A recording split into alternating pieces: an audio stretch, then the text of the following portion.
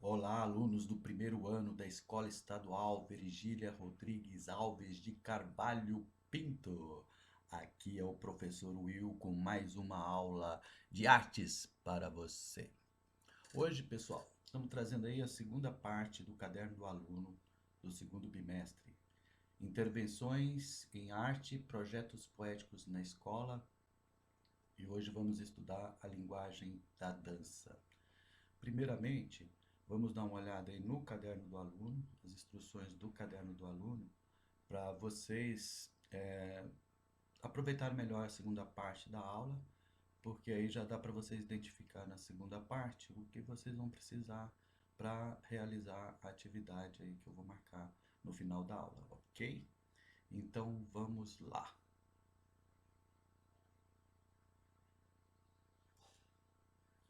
Bom,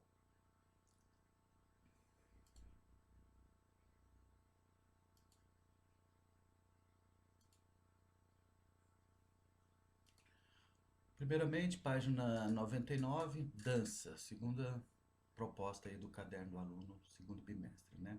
A primeira atividade é sondagem, ou seja, a gente quer saber o que o aluno sabe sobre o assunto para partir daí, né? Geralmente a gente faz uma roda de conversa sobre isso em sala de aula. Aqui é mais para informar para vocês. Então, assim, para você, qualquer pessoa pode dançar? É possível inventar uma dança em que muitas pessoas dancem juntas? Você já ouviu falar sobre dança coral? Como você imagina que ela seja? Você conhece o trabalho do coreógrafo Rodolfo Laban? Então, são algumas perguntinhas básicas que depois vão ser abordadas aí no PowerPoint que eu vou passar para vocês depois, né? Aí vem uma atividade de apreciação, que é ler um texto, né? No início, ele fala sobre o palco italiano. O que é o palco italiano? O palco italiano é esse teatro mais comum que a gente vê aí, né? De um lado tem a plateia, na frente da plateia fica o palco. A plateia é escurecida na hora da apresentação e o palco é iluminado. Então, existe um privilégio aí dos artistas que estão na plateia, dos artistas que estão no palco, porque eles são a figura principal, né? É chamada de caixa cênica e ela foi inúmeras vezes reinventada ao longo da dança, né? Porque antes havia, aí no século XIX, antes do século XIX, já havia aí a dança clássica, né? Que fazia com que o palco tivesse regras para você poder dançar. E a partir do século XIX, então, com esse americano que é o Mercer Cunningham, ele começa a romper essas regras que eram obrigatórias, né? Por exemplo, a lei da frontalidade da cena. Os bailarinos só podiam dançar de frente para o público, jamais dar as costas para o público, até ficar na lateral, né? E a hierarquia do espaço, ou seja, o centro era sempre destinado ao bailarino principal, né? E aí eles vão quebrando essas ideias, vão libertando a forma de fazer coreografia e do próprio bailarino, dançarino atuar no palco, né? E isso vai acontecendo até o século XX. Aí no século XX vai ter muitas revoluções, né? E inicia um movimento de desteatralização da dança. Se aqui no século XIX a teatralização foi o ponto auge, aqui agora ela vai ser questionada, né? E aí vão surgir outros tipos de dança e explorar outros espaços, como por exemplo as ruas, galerias, museus, telhados, metrô, enfim, é o que a gente vai ver depois na arte contemporânea. E a cenografia é hoje uma dramaturgia do espaço, ou seja, o espaço ele passa a fazer parte do contexto da obra. Então, quando o artista vai para uma rua, ele escolhe um lugar que tem a ver com o tema da peça, né? Mais ou menos isso. Aqui o texto 2 também para ler vai falar sobre é, a dança coral, a dança em grupo, né? Então, aqui está dizendo, né? Quantas muitas pessoas se movem juntas, elas formam um coral de movimento. Quem primeiro trabalhou com essa forma de mover as pessoas juntas foi o húngaro Rudolf von Laban. O Laban ele desenvolve todo um sistema de compreensão do movimento, da dança, né? Os fatores da dança que ele vai colocar. Depois eu vou falar um pouquinho mais sobre ele para vocês. É uma figura muito importante no cenário da dança mundial, né? Porque ele ah, revoluciona os critérios de dança mesmo, né? E aí ele vai propor uma distinção entre movimento coral e dança-teatro. No Brasil, nós tivemos coreógrafos, educadores, né, como Maria Duschner, o J.C. Viola e o Ivaldo Bertazzo, que ainda estão em atividade aí. De vez em quando o Ivaldo Bertazzo lança aí uma coreografia nova. Ele gosta de trabalhar bastante com pessoas que não são bailarinos profissionais. Então ele abre aí no Sesc, geralmente em Sescs, ele abre para pessoas que queiram dançar com ele faz o projeto, as pessoas vão lá, dançam, ele cria uma coreografia com essas pessoas.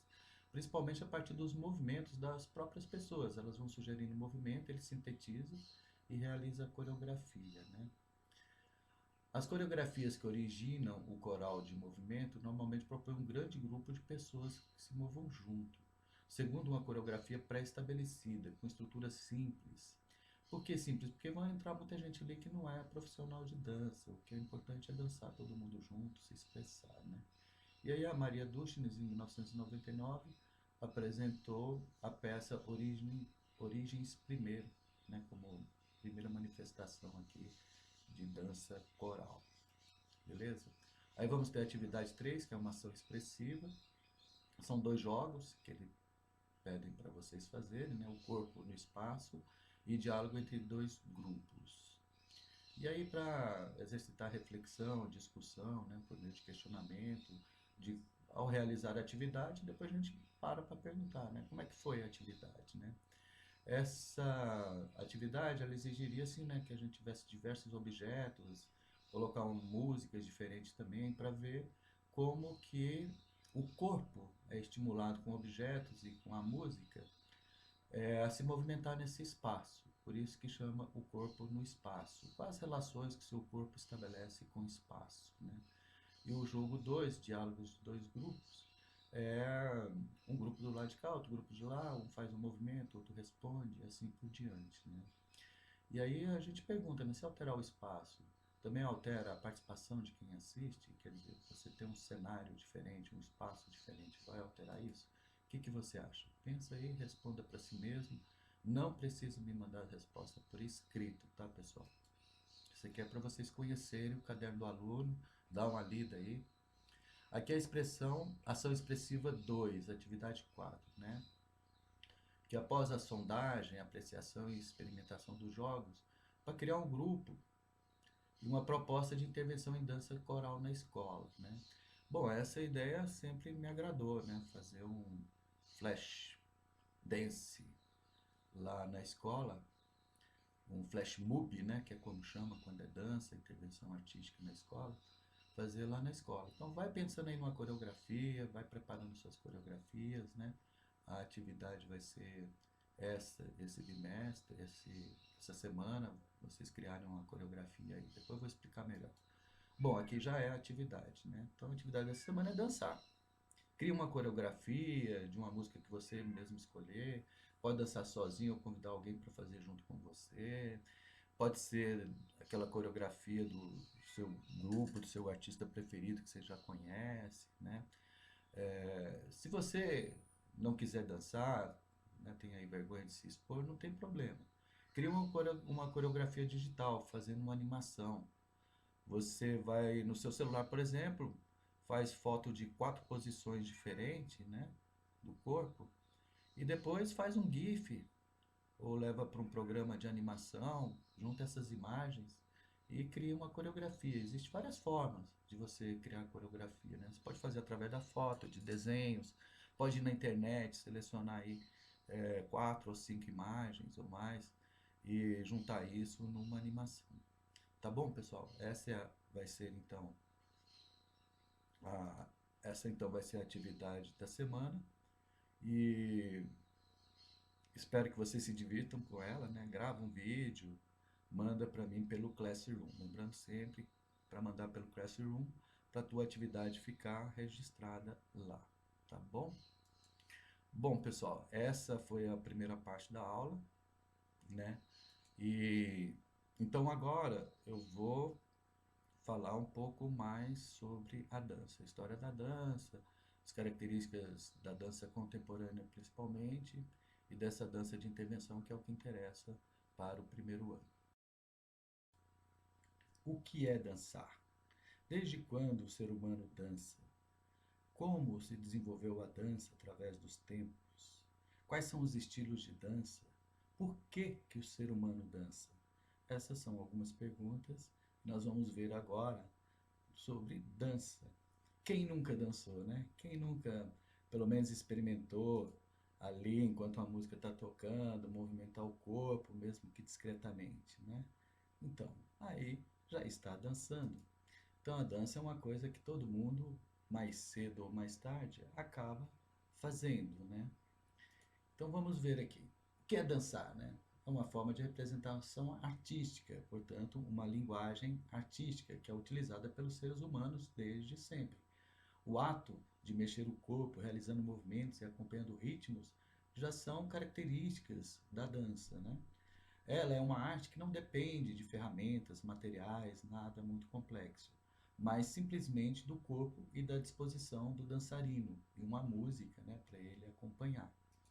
Nada mais do que isso. Então, dançar é uma coisa muito simples mesmo, né? Muito divertida, inclusive saudável. Recomendo. Quais são as classificações das danças, né? Como que elas estão classificadas, né? Então, aqui tem um tipo de classificação que eu elaborei para vocês, que dá conta do que a gente precisa aí para estudar essa semana. Então, ó, temos as danças primitivas, as danças milenares, as medievais, a clássica, a moderna, a contemporânea, a dança de salão, a dança de rua e as danças típicas. Vamos ver mais detalhadamente agora cada uma delas. A dança primitiva é chamada assim porque ela vem lá do tempo das cavernas, quando o homem ainda era considerado um ser primitivo, né? Não tinha se desenvolvido em sociedade ainda, em cidades, vivia na caverna. E como é que a gente sabe disso? Pelas essas pinturas rupestres que tem nas cavernas, tem aqui no Brasil, na Europa, na África, na Ásia, né? Existem várias dessas cavernas. E a gente pode notar aqui que algumas figuras aqui, ó, pela posição dos pernas, braços, indicam movimentos, né? Que umas outras pequenininhas aqui. Supõe-se que eles realizavam essas danças de forma ritual, acreditando que assim ajudaria na caça, né? Já que eles dependiam da caça para sobreviver. Enfim, temos essas informações, acreditamos que já era algum tipo de dança que eles realizavam aí. Lembrando que também são chamadas de danças primitivas as danças aqui dos nossos indígenas, dos aborígenes em outros países, como na Oceania, do índio americano, né? Dos nativos dos países, principalmente. Por que são primitivos? Porque são pessoas que vivem num estado pré-civilização como a gente conhece no mundo ocidental. E aí se deu o nome de primitivo. A palavra primitivo vem de primeira, né? Então eles são as danças primeiras nesse sentido. Aqui outro tipo de dança, a dança milenar, que é uma dança que está aí há milhares de anos, né? Aqui a representação egípcia, nota-se que aqui tem alguém tocando um instrumento, uma flauta, né? E alguém fazendo um ritmo aqui com palmas, enquanto que duas bailarinas se expressam aqui através de movimentos. A gente vê que a posição corporal delas é bem diferente do comum, o que lembra uma dança, né? E aqui no caso do Egito nós temos a dança do ventre, que é uma herdeira dessas danças milenares aí, que foi aproximadamente 4.000 antes de Cristo, né? Que elas surgiram. E, e se desenvolveu a partir de danças religiosas. O espacato, que é aquela que abre as pernas, vai até o chão, né? Começou aí. A dança de casais, torneios, competições, né? E assim, graças à simetria, ou seja, o que faz, um bailarino faz o outro igual, eles conseguiram novas sequências coreográficas e a dança começou a se tornar mais graciosa e harmoniosa, que é a busca de qualquer bailarino, né? Dançar com graça, harmonia e leveza. Bom, aqui na Grécia, que é o berço da cultura ocidental, Nós temos aí pinturas em vasos, estátuas, relevos, que também mostram pessoas, né, em posições corporais que lembram uma sequência coreográfica, né? E nós também temos relatos aí da utilização da dança, né, junto com a música, com a poesia, principalmente o teatro. Tanto a tragédia quanto a comédia utilizavam muito o recurso da dança. Na tragédia, por exemplo, havia um personagem que era feito por várias pessoas, chamado coro, representava o povo, e que ele tinha uma voz só, eles falavam em coro, se movimentavam juntos, então já era praticamente uma dança coral, como a gente vai ver aí que no século XIX, século XX vão surgir, vai surgir esse tipo de dança, a dança coral, né? Essas danças eram feitas com o intuito de entretenimento, festividades religiosas ou cívicas, né? E era tão importante para o grego que essa dança era comparada à capacidade guerreira, sendo que muitos guerreiros acabavam praticando a dança para conquistar mais habilidade, agilidade, flexibilidade na hora de lutar. Eles praticavam danças religiosas, danças dramáticas e danças líricas. Aqui já na Idade Média, que foi um período sombrio para a dança, porque a Igreja Católica domina culturalmente, politicamente, socialmente todo o cenário da Idade Média. Foram 1000 anos, né, de Idade Média, do século XV até o século, do século V até o século XV, e a igreja não via com bons olhos a dança porque achava que o movimento do corpo era muito lascivo, muito sensual. E a igreja católica, ela critica isso, né? Ela quer a seriedade nos corpos. Então era proibido dançar, basicamente. Mas isso é nos lugares onde a igreja conseguia fiscalizar, né? E oprimir o povo, porque nas vilas mais distantes, nas comunidades, o povo continuava dançando, as danças mais populares. E elas eram divertidas e geralmente em grupo, danças comunitárias, né? Algumas delas depois como o minueto, né? O minueto ele vai surgir aí no século XV, nos palácios, mas ele é fruto dessas danças medievais. Aí, já na Idade Moderna, no Renascimento, né, século XV em diante, começa a surgir essa forma que ficou conhecida como balé clássico. A palavra balé vem do italiano e significa dançar. Balé é nada mais, nada menos do que dança. Acontece que o balé clássico é uma dança erudita, uma dança muito técnica, que tem um vocabulário próprio. O que significa isso? Ela tem 5 passos pré-definidos e a partir desses 5 passos é que se elabora toda a coreografia. Algumas coisas são tradicionais, como por exemplo a bailarina tem que usar essa sapatilha. Na ponta da sapatilha tem uma plataforminha de gesso, que é para ela ficar em pé, na ponta do pé. E ela usa essa roupa colada e essa roupa aqui, ó, chama tutu, é uma sainha engomada, né? E elas sempre usam esse tutu. O bailarino também veste uma roupa bem justa, né? Usa sapatilha, mas não usa a plataforma de gesso na ponta do pé. Mas todos eles dançam com a ponta de pé bem esticada, faz parte da técnica. O bailarino clássico, ele começa a fazer a dança muito cedo, tem que fazer 6, 7 anos de idade, já tem que começar para conquistar essa elasticidade, graciosidade, leveza, né?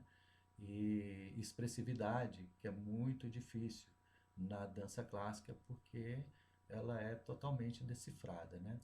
Esse vocabulário próprio permite que o coreógrafo que criou a coreografia originalmente, ele consiga escrever essa coreografia. Então essa coreografia existe desde que o cara criou lá em 1700 e bolinha, ele criou essa coreografia, anotou tudo. Hoje em dia, quem pega para montar essa coreografia segue passo a passo o que o criador criou lá, porque tem essa anotação, como uma partitura de música, né? Então, é uma dança extremamente fechada, né? E por isso a gente vai ver que houve reações ao longo do tempo quanto a essa forma de dança. Vamos ver um exemplo de balé clássico, A Morte do Cisne.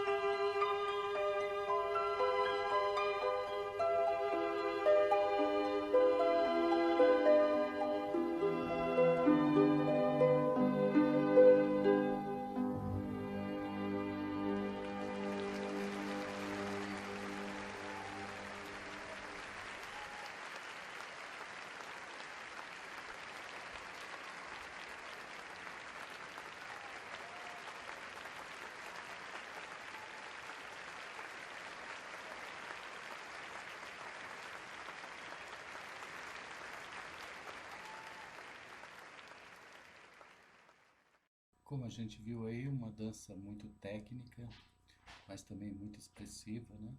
A bailarina o tempo todo em ponta de pé, os movimentos muito bem estruturados, muito bem desenhados, né? Os braços dela praticamente são as asas do pássaro, e no final a morte do pássaro, que é uma coisa que até mexe com a gente, com a emoção, né? Bom, continuando então, século XIX. E foi logo no século XIX, né, que surgiram outras manifestações que vão também colocar em xeque aí a dança clássica, o balé clássico, né? Primeiro que chegam as danças de salão, no caso da valsa, por exemplo, né, que era muito usada nos salões palacianos dos reis, né, dos nobres, ela vai se popularizar. A mazurca e a polka, que são de origem polonesa, né, são danças que dançam em casal, elas também vão surgir aí no século XIX, vão dominar a cena e vão se popularizar, né? Sendo que a mazurca e a polka vão ter grandes influências e ritmos aí do século XX. E o balé romântico, que é um desenvolvimento do balé clássico, que aí a partir de 1830, né, se desenvolve na França e se estende por toda a Europa. Ele é balé romântico porque aqui o mundo está ainda sob influência do romantismo, que surgiu no final do século XVIII, depois da Revolução Francesa, e o romantismo então tem uma pegada muito poderosa no sentido dos temas que eles utilizam, né? Então, ainda houve esse desenvolvimento aí do balé romântico. Mas já ainda no final do século XIX, houve, né, pessoas que vieram aí para contestar essa hegemonia do balé clássico, aí, do balé romântico, né? Duas figuras importantes, a Isadora Duncan e o Rudolfo Laban, que nós vamos ver um trechinho aqui da Isadora Duncan e entender um pouquinho o que é a dança moderna, e depois um trechinho aí para a gente entender quem foi Rudolfo Laban. Mas basicamente surge no final do século XIX e se firma no século XX. Esses bailarinos têm mais liberdade de criação e de a forma de dançar. Por exemplo, eles podem dançar descalço, trabalham com contrações, torções, desencaixes, lesões, coisas assim, que não era permitido no balé clássico, né? Seus movimentos são mais livres, embora ainda respeitem uma técnica organizada do balé clássico. Isso porque a formação desses bailarinos era basicamente no balé clássico. Começava a dançar lá desde criança, e aí quando chegaram aí na idade mais adulta, mais madura, é que eles, nas pesquisas deles, foram contestar esse balé clássico. Bom, vamos ver os vídeos agora, né?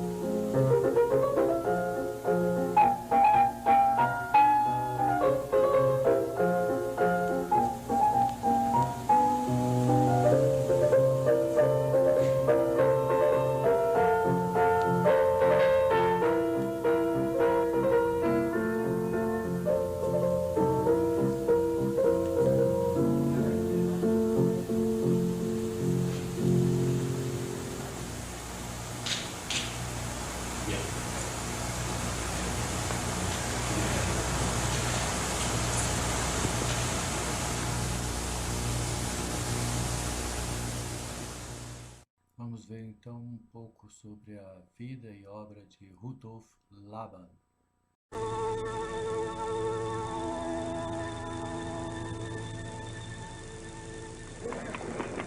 From the beginning of this century on, classical ballet found a rival in North European expressionist dance. It was Rudolf von Laban who laid the foundations for this new form. He was born in 1879 in Bratislava, at the heart of the Austro-Hungarian Empire. In this environment, Laban would lay the foundations for a new dance. First of all, he located its essential components: space, time, and weight. Dance had evolved in a flat space, limited by the audience it was forced to face. Laban cut through this and gave back to space its depth. He conceived of movement through space in a volume whose form would be the icosahedron, that is to say, a volume of multiple directions. Space became a mobile partner to the dancer, moving at the same time. He then addressed the pace and time of movement, quick or slow, brief or sustained, no longer limited by music. The meter of a poem or silence alone sufficed. Movement was freed from time. Finally, he addressed weight. While the classical dancer tried to escape the downward pull of gravity through balance and lift, Laban made use of weight. It was he who determined the dynamics of movement and the continual swing between balance and imbalance. He realized that for every muscular contraction, there was a relaxation. Laban liberated movement from all formal constraints. He emancipated it from music, drama, and from any conventional notion of step.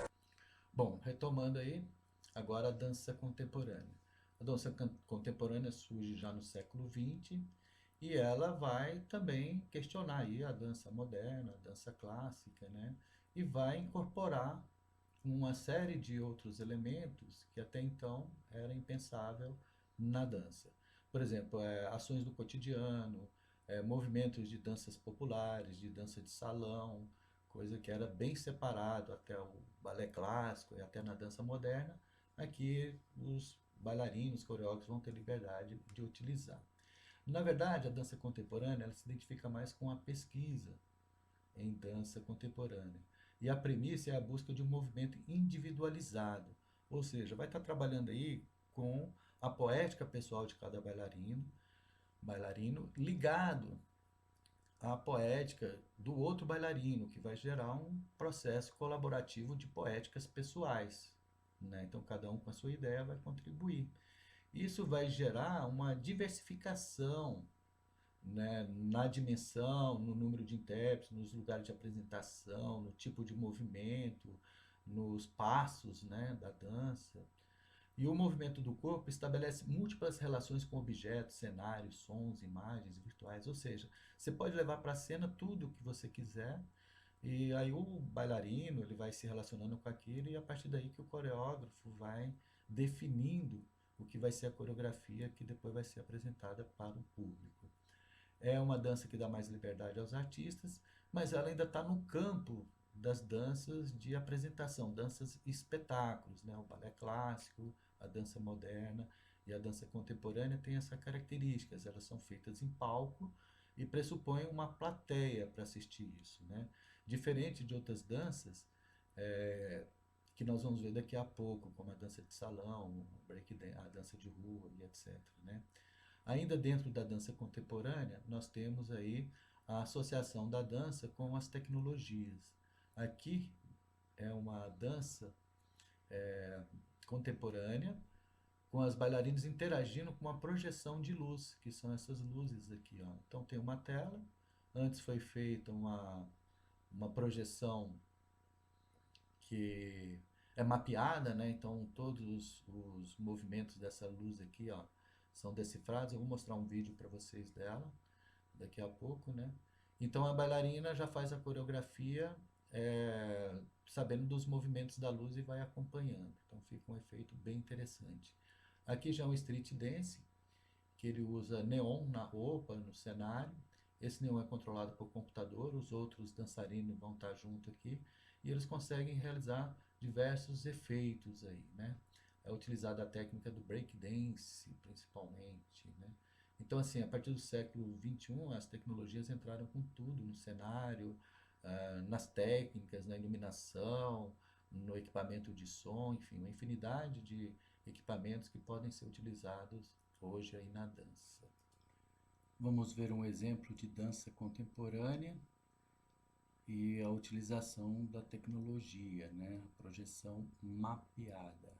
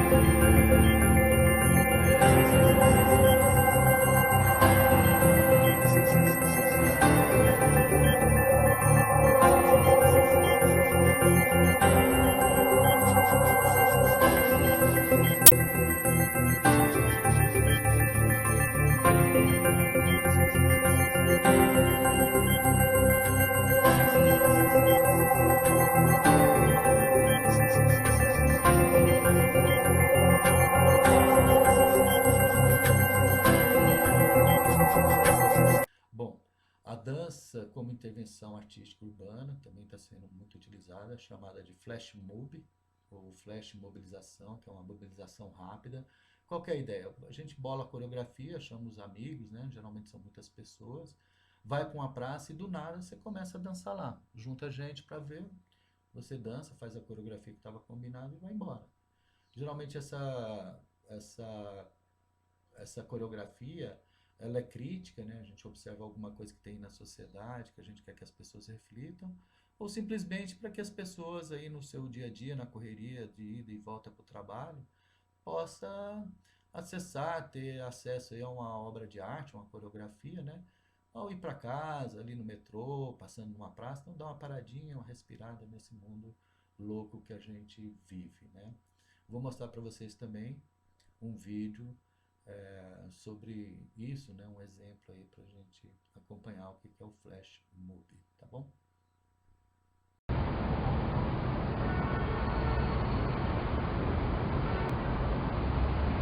I'm leaving today. I want to be a part of it. New York, New York. I love you, NY. City of lights, city of dreams, city of sirens, city of kings. You can feel the light flow through these streets. This is where the great ones stomp their feet. From the boogie down on over to uptown. Staten Island, BK and back down.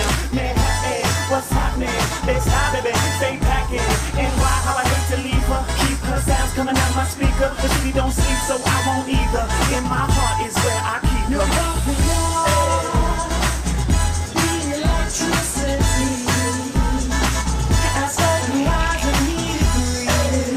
City that never sleeps, and find I'm king of the hill, top of the list, king of the hill, and number one.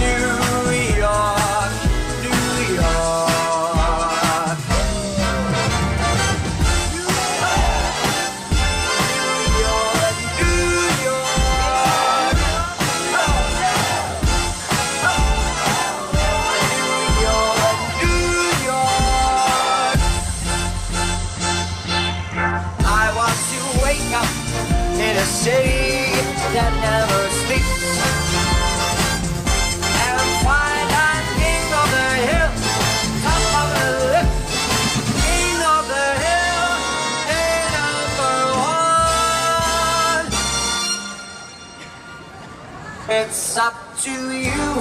New York, New York.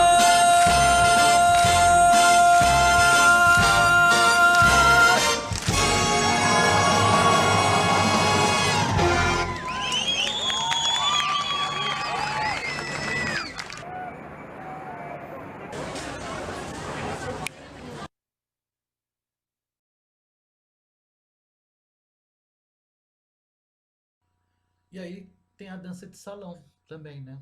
A dança de salão, ela surge lá no século XIX com a polca, por exemplo, a mazurca, né? A valsa. Mas no século XX ela vem com tudo aí. Entre 1925 e 1950, por exemplo, antes da Segunda Guerra Mundial, surgem várias danças, né? Elas se proliferam pelo mundo aí, vai de um país para o outro, né? Como o bolero, o tango, que vem da Argentina, várias danças americanas, como o jazz, o ragtime, o charleston, vão correr mundo aí, né? E após a Segunda Guerra Mundial, então aí a gente vai ver uma invasão, não só no Brasil, mas no mundo inteiro, né? De vários ritmos, músicas, danças, enfim, começam a se criar é, danças específicas para determinado ritmo, né? É o caso, por exemplo, do boogie-woogie, do swing, o próprio rock and roll, o twist, o iê, iê, iê, que aqui no Brasil, né, foi o Roberto Carlos e o Erasmo Carlos, né? A discoteca, que é uma dança mais indoor, porque era nas boates da época, e o hip hop, que é um movimento que surge nos Estados Unidos na década de 70, se firma na década de 80, mas o hip hop aqui ele tem as diversas linguagens, né?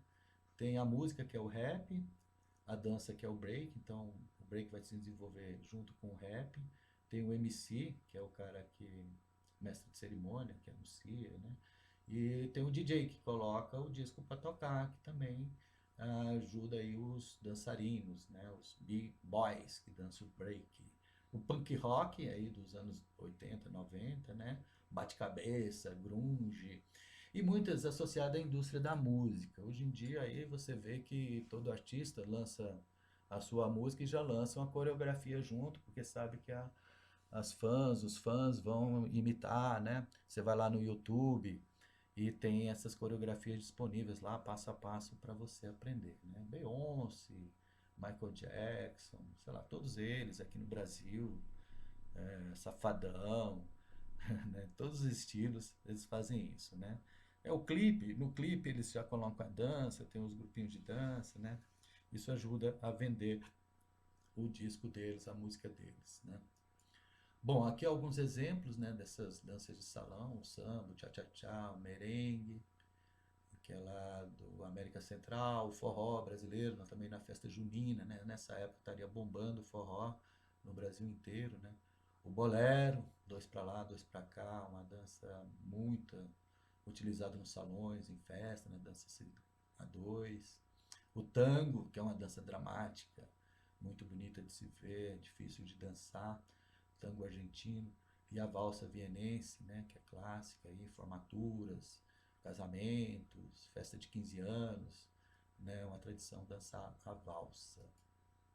Aqui alguns exemplos, né, de dança de salão que é ensinada aí nas academias que a gente vê aí no Brasil e no mundo afora, né? Tem todo tipo de dança aqui, desde a dança clássica, dança de roda, flamengo, forró, samba, né? Hoje em dia estão associando aí as danças também à ginástica, né? Para emagrecer, manter a forma física.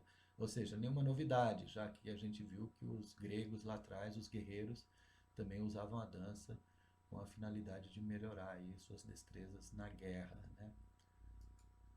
Aqui alguns exemplos dessas danças, né? Algumas americanas, a maioria aqui. Tem a dança indígena, a dança afro, que são consideradas danças primitivas, o jazz.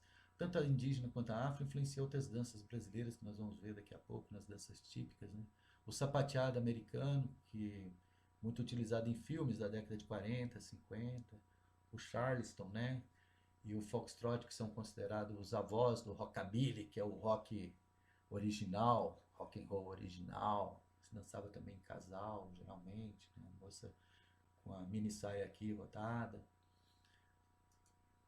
E a dança de rua, que começa aí nos Estados Unidos em 1929, durante a Depressão Americana, né, que é a quebra da Bolsa de Valores dos Estados Unidos, jogou muita gente no desemprego, e dançarinos dos cabarés urbanos, desempregados, passaram a realizar suas danças nas ruas, né, atrás de um trocado lá, quem via jogar uma moeda para sobreviver, né? Então essa aí seria uma origem de quando a dança sai dos teatros, né, dos salões, das salões de dança, de festas, e vai para a rua.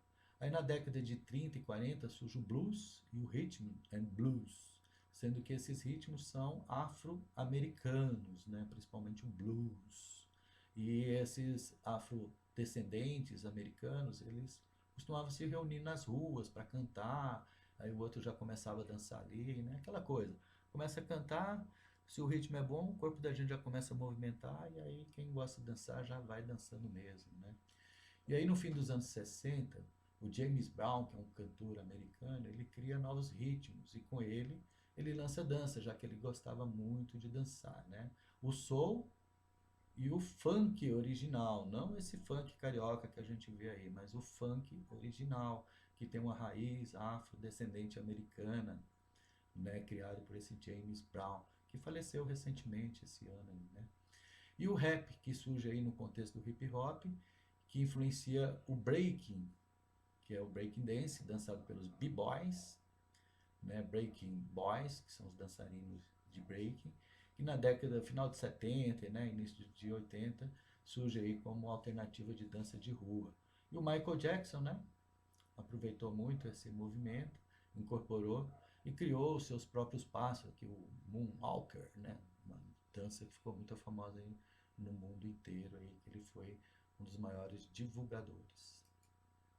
Aqui alguns exemplos, o James Brown, que eu falei agora há pouco, né, aqui dançando o seu funk. Aqui, ó, a disco, né, uma dança mais burguesinha, vamos dizer, já que era nas discotecas da época, as boates da época. O country, que é americano, chegou no Brasil aí com tudo já há alguns anos, e que vem dominando aí em algumas cidades do interior, principalmente, dominando as festas juninas, né? Nada contra, mas eu acho que a gente tem que manter a nossa cultura também, então vamos dançar quadrilha, vamos dançar country, vamos dançar reggae, vamos dançar o que for na festa junina. O importante é dançar também. O street dance, que tem várias modalidades, né? Então é chamado de dança de rua, mas tem várias modalidades, né? O reggae, que é jamaicano. No Brasil, inclusive, tem lá em São Luís do Maranhão, eles são muito fissurados em reggae, eles têm uma conexão direta lá com a Jamaica, então desenvolvem músicas aqui, trazem músicas de lá, tem uma ligação cultural muito grande, uma identificação muito grande com o reggae. E o K-pop, que eu estou colocando aqui como exemplo, né, dessas danças pop aí, que os artistas pop mundiais fazem, né. O K-pop é um fenômeno, né, que é o BTS, um fenômeno de mídia aí. Já tivemos o Menudo aí, quando eu era jovem, né? Também tinha esse mesmo estilo aí. Fazem as coreografias, aí os fãs vão lá, imitam, né? Compra roupa, compra coreografia, compra tudo, né? O importante para eles é vender. Vamos ver.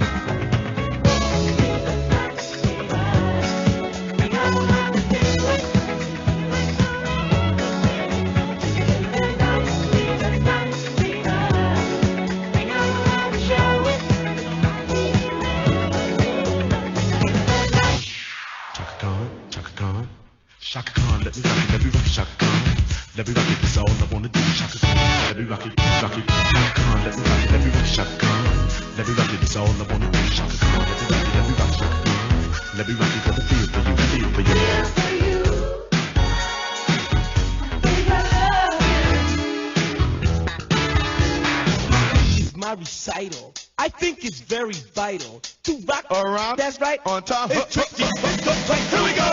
It's tricky to rock around. That's right. On time. It's tricky. It's tricky. Stop. Break it down.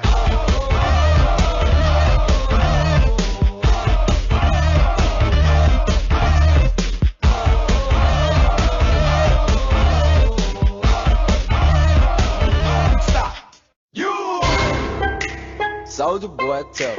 Soulja Boy win it. Why me crank it? Why me roll? Why me crank that Soulja Boy? That Superman? That why me you? How to duck? Teach me how to duck. Teach me how to duck. Teach me how to duck. You're a jerk. You're a jerk.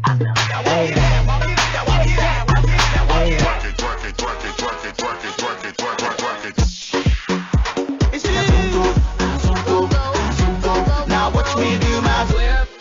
Now watch me nay nay. Okay. Now watch me whip. Watch me nay nay. Why me do Now what watch I me. Hold up. Hold up. Pause. Hold up. Gang, gang, gang, gang, gang, gang. Hold up. Back. Hold up. Sweat. Hold up.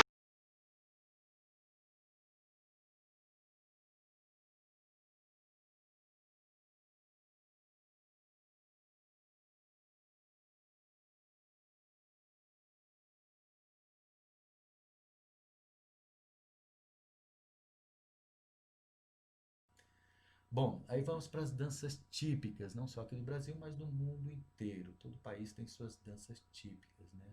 Aqui eu coloquei essa da dança do ventre justamente por isso, né? A dança do ventre no Brasil está muito divulgada também, mas ela tem origem árabe, né? Egípcia árabe. As danças típicas, elas também são conhecidas como folclóricas ou tradicionais, e elas têm uma forte ligação com a religiosidade. Ou não, quando ela é profana, né? Porque aí já vai contra a religiosidade, mas também é porque é contra a religiosidade. Ela tem a ver com as comidas típicas, com a forma típica de cada povo, né? De cada região. É a cultura, representa a cultura desse povo, fatores históricos e tudo mais. Geralmente são ritmos alegres, com roupas, cenários populares, geralmente muito colorido, e que trazem a marca da região em que as pessoas estão inseridas, né? Então ela demonstra esse caráter cultural de um povo. É uma dança tradicional porque ela passa de geração para geração, geralmente é feita em comunidades pequenas, né? E por aí vai. A dança folclórica, que a gente conhece bastante, sempre fazemos aí em festas juninas, né? Aqui alguns exemplos dela, né? O frevo, por exemplo, no Brasil, muito utilizado no carnaval. O maculelê, que é uma dança afro-indígena brasileira, ela tem a mistura tanto do índio quanto do negro africano que foi escravizado. O carimbó, que tem também uma referência afro-indígena, ou seja, ela mistura elementos da cultura africana e da cultura indígena do Brasil. É dançada no Pará, principalmente. A catira, que é dançada muito em Goiás, minha terra, né? Dança-se com os pés e batem as mãos. E a chimarrita, que é uma dança do Rio Grande do Sul. Existem várias, o Brasil é muito rico, né? Só coloquei alguns exemplos aqui. Existem, sei lá, a chula, a ciranda, o coco, o cacuriá, o fandango, a dança do pau de fitas, uma série de danças. O Brasil é muito rico nisso, né? Aqui algumas danças internacionais, também consideradas típicas do mundo, né? Por exemplo, quando se fala em Argentina, a gente logo lembra do tango. A Espanha, a gente lembra logo do flamenco. A Itália, a tarantela. A Polônia, a mazuca, a polca. No Brasil, o baião, o samba, o forró, né? O carimbó, que eu coloquei aqui. No Portugal, o fandango, né? Que é uma dança muito animada, pula para lá, pula para cá. A chula, que também tem aqui no Rio Grande do Sul. O corridinho, o malhão. Nos Estados Unidos, o breakdance, né? Foxtrot, o grouping, o rock and roll. No Egito, a dança do ventre. Na Colômbia, a zumba. Na França, o cancan. Na Índia, o Bharatanatyam, que é uma dança em homenagem às entidades indianas, né? E no Havaí, a hula, que a gente vê aquelas bailarinas, né, com os colares coloridos. E aqui, para finalizar, então, que é uma coreografia, né? Que é a ideia aí da atividade da semana. Bom, a coreografia é um conjunto de movimentos em sequência, seguindo uma música ou trilha musical, um ritmo, sendo o resultado o que compõe o que chamamos de dança. Então aqui a gente vê uma dança de casal, né? Uma primeira posição, segunda posição, terceira posição, e aí eles vão realizando a ligação entre essas posições com movimentos harmônicos, né? Tem até uma, ela está sendo erguida aqui, né? E essa aqui parece aquela coreografia daquele filme lá, famoso, né? Flashdance, talvez. E aí você realiza a coreografia em sequência, né? Aqui nós temos a Lady Gaga, com o single Lady, fazendo os movimentos dela, mostrando aqui passo a passo como é os movimentos. E aqui embaixo o estilo breakdance, né, de rua, eles fazendo aqui aquelas piruetas, acrobacias que eles fazem, né? Então, olha só, se você não quer dançar, tem vergonha, mas quer entregar o trabalho de arte, né, direitinho, você pode pegar essas imagens aqui, ó, recortar, e depois levar e fazer uma animação delas, né, criando a coreografia. Você pode alterar a sequência aqui para fazer um pouco diferente aí, tá bom? Ou pode fotografar a si mesmo, em posições diferentes, né, e depois fazer a animação, que é essa atividade aqui que eu já falei para vocês, né? Simplesmente dançar, simplesmente dançar. Espero que a aula tenha ajudado, né? Que os vídeos aí também tenham colaborado um pouco para vocês entenderem um pouquinho como é que foi a evolução da dança. E para finalizar, vou colocar aqui um vídeo. Dame tu cosita, dame tu cosita, ay, dame tu cosita, dame tu cosita, ay, dame tu cosita, Muerde para aquí, muerde para allá. dame tu cosita, ay. Espero que todos estejam bem, fiquem bem, realizem as atividades, lembrando que todas a nota vai ser dada aí pelas atividades postadas no Classroom.